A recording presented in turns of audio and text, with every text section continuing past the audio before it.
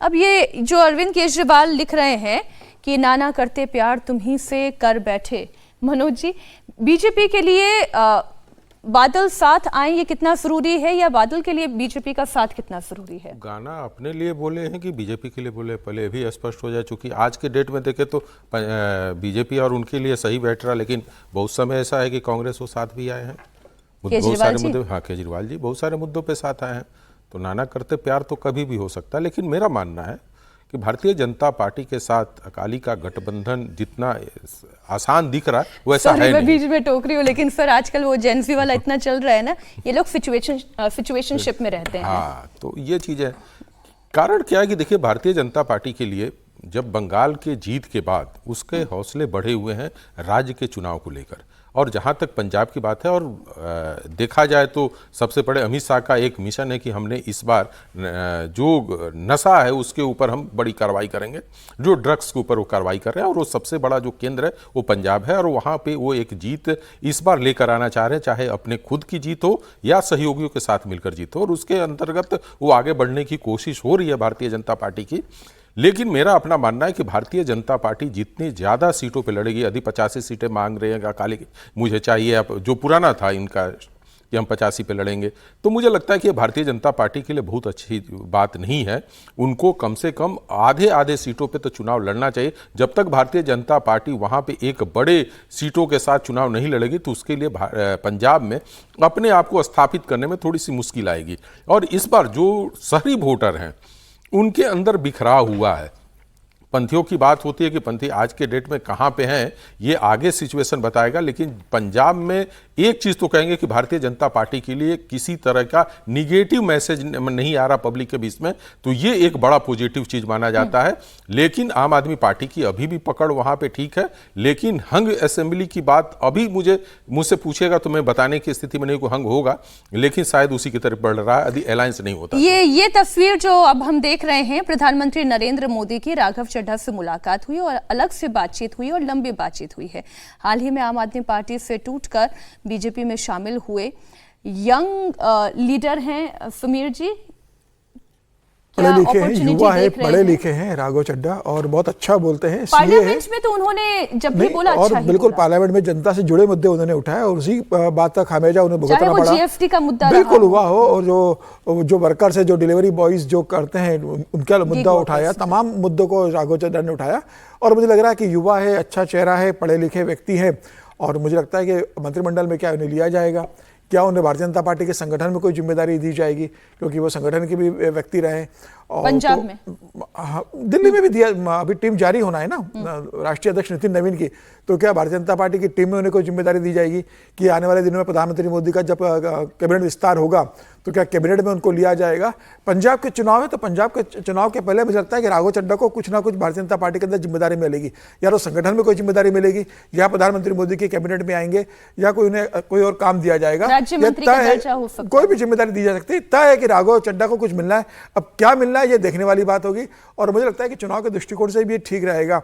अब दिल्ली से भी तो अगर आप देखेंगे तो हालांकि राघव चड्ढा दिल्ली में ज़्यादा रहते, लेकिन राज्यसभा तो पंजाब से, तो पंजाब के कोटे से वो मंत्री बनेंगे। मुझे लगता नहीं कि दिल्ली के कोटे में उनको लिया जाएगा, भले ही वो दिल्ली में रहते हो। राज्यसभा सांसद तो पंजाब के, तो पंजाब से लिया जाएगा। सुखबीर बादल को लेकर मुझे लगता है कि जो प्रधानमंत्री मोदी से मुलाकात हुई है, भारतीय जनता पार्टी को लग रहा है कि इस बार विधानसभा चुनाव में भारतीय जनता पार्टी के लिए एक बहुत बेहतर स्थिति है। जिस तरीके से कांग्रेस के अंदर चन्नी कांग्रेस का खेल खराब कर रहे हैं, जिस तरीके से आम आदमी पार्टी का अकाल तख्त को लेकर जो विवाद चल रहा है, उससे आम आदमी पार्टी की स्थिति खराब है, और भारतीय जनता पार्टी को लग रहा है कि इस बार हम बेहतर पोजीशन में आ सकते हैं। तो ऐसे में जो हमारे सबसे पुराने अलायंस रहे हैं अकाली दल, अगर उनके साथ हम आ जाते हैं, और वो हमारे साथ आ जाते हैं, तो एक एडिशनली जुड़ेगा। भारतीय जनता पार्टी अकेले की दम पर सरकार बनाने की स्थिति में नहीं है, तो हो सकता है उनको लग रहा है कि भाई इनको लेकर हमको एक बेहतर पोजीशन में आए, तो बातचीत हो रही होगी। अकाली दल भी इस स्थिति में चला गया है कि बिना भारतीय जनता पार्टी के वो कुछ कर नहीं सकता, वो आम आदमी पार्टी के साथ जा नहीं सकते, कांग्रेस के साथ जा नहीं सकते, अकेले उनकी राजनीति खत्म हो चुकी है। कांग्रेस पार्टी तो अपने सारों को एक साथ रख ले, वही बहुत बड़ी बात होगी। लेकिन एक इस तस्वीर पर बहुत क्विक कमेंट हर्षवर्धन जी, मैं अभी जो भारतीय जनता पार्टी के कुछ सांसदों की तस्वीरें देख रही हूँ, जिसमें राघव चड्ढा अभी आए, शायनी घोष जो है तो दल अलग, लेकिन इधर एनडीए का ही आप मानिए, और तेजस्वी सूर्या जो उनके अपने हैं ही, इनके पास यंग डायनामिक चेहरे अब एकत्रित होते चले जा रहे हैं। हम जेंसी के क्योंकि हम अप्रोच कर रहे थे तो उस लिहाज से इन तीन चेहरों की मैंने बात की। नहीं, इस लिहाज से तेजस्वी सूर्या हैं और देश के हर हिस्से में भाजपा के पास नौजवानों की बड़ी फौज है, बड़े उसके शानदार नेता हैं, सदन में भी उसके अच्छे नेता हैं। तो कोई राघव चड्ढा और सायोनी घोष के आने से कोई जेनजी में रीच हो गई हो, ऐसा मैं नहीं मानता हूँ। दूसरा ये अच्छा है कि केजरीवाल जी के ब्लू आइड बॉय विवाह पूर्व राघव चड्ढा, वो विवाहोपरांत मोदी जी के ब्लू आइड बॉय हो गए। लोकसभा चुनाव पूर्व ममता जी की blue eyed girl Sayoni Ghosh, वो अब मोदी जी की हो गई। तो ये बड़ा सुंदर है, राजनीतिक तौर पर ये इससे अद्भुत हो नहीं सकता है। और जहां तक रही मुद्दे उठाने की बात, तो ठीक है, राघव मुद्दे उठा रहे थे, वो कहते हैं कि उसी वजह से उनको हटाया गया, लेकिन अब अपनी ऊर्जा का उपयोग वो करेंगे। और जैसे लक्षण दिख रहे हैं, तो जब कोई बाहर से आता है तो ज़्यादा अच्छे से दिखता है, तुरंत आया होता है तो बढ़िया दिखता है ना, तो उनकी भूमिका भी बेहतर हो सकती है, बड़ी हो सकती है। लेकिन कुल मिलाकर मैं ये बात नहीं मानता हूं कि इनके आने से कोई जेनजी में रीच हो जाएगी। इतनी रीच होती तो अपनी पार्टी को ना बढ़िया बना के आए होते।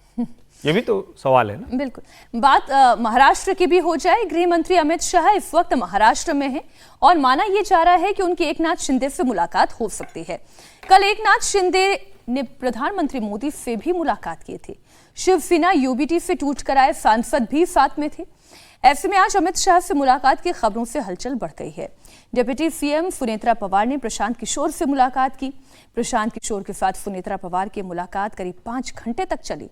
कल सुनेत्रा पवार की पार्टी एनसीपी के सांसदों ने मोदी से मुलाकात की थी और इसके ठीक बाद पीके के साथ सुनेत्रा की मुलाकात से बीजेपी आला कमान के कान खड़े हो गए। खबर यह है कि बीजेपी की टॉप लीडरशिप इस मीटिंग से खुश नहीं है। बहुत सारी मुलाकात एक के बाद एक हो रही है। इन मुलाकातों के पीछे की कहानी क्या है, ये समीर जी आप बताएंगे।